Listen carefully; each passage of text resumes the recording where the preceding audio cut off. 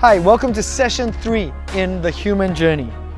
You know, the great thing about Genesis is that it's so telling of the patterns, the kind of repetition that keeps occurring in our lives and, if we're honest, in humanity's history. Throughout our brokenness, God's faithfulness and mercy still shines through. In session 1, we looked at God who created good things, this whole world. Then in session 2, we looked at humanity, which is consumed by sin, and that we're fundamentally broken. Then when we get to Genesis chapter 6, in this session, we discover that wickedness is spreading. This session is, if you want to title it, it's a look at the flood. And our one line is that God's grace and His promises still stand. But we see at Genesis 6 how just one act of sin has then led to murder and then spread across all of humanity. Hurt people hurt other people.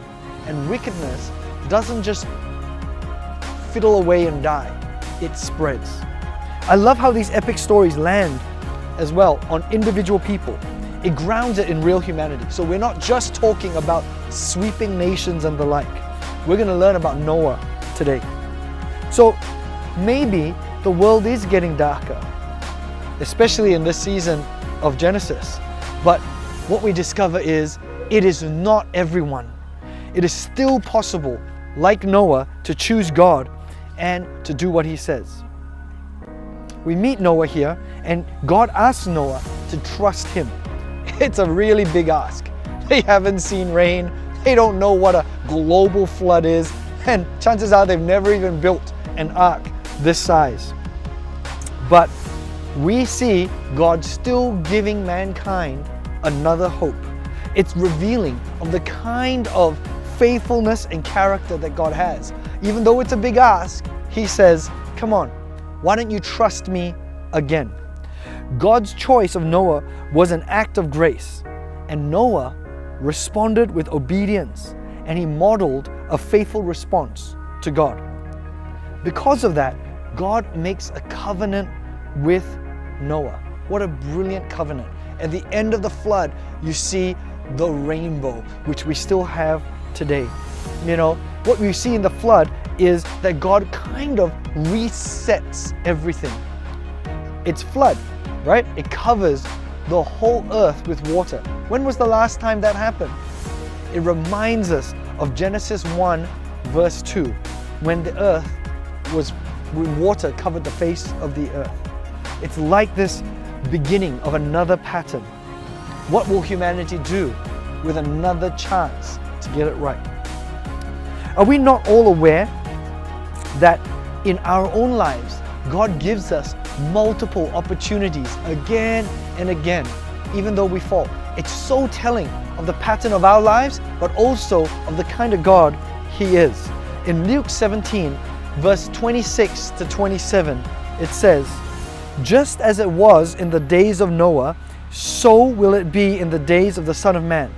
They were eating and drinking and marrying and being given in marriage until the day when Noah entered the ark, and then the flood came and destroyed them all."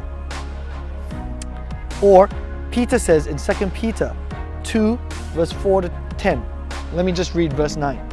"The Lord knows how to rescue the godly from trials and to keep the unrighteous under punishment until the day of judgment." You see, he's talking about Noah. What happened in the days of Noah happens with us, that we get chance after chance after chance, even when we fail. However, this also foretells of a greater judgment that's to come.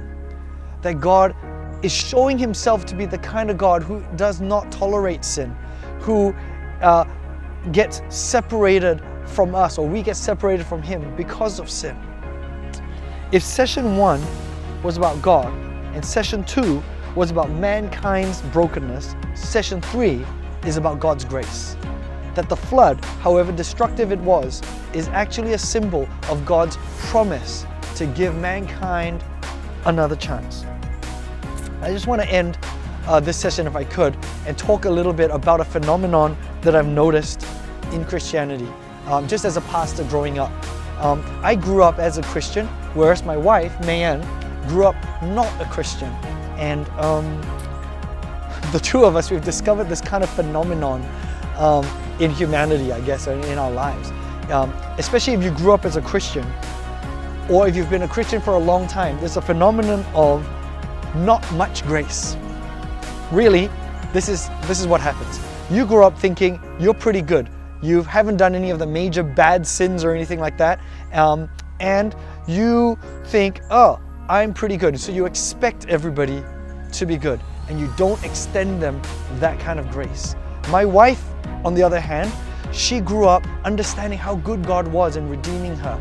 And so she extends people grace just as a matter of fact. I hope that you'll look at this episode and consider the grace of God in your life. God bless.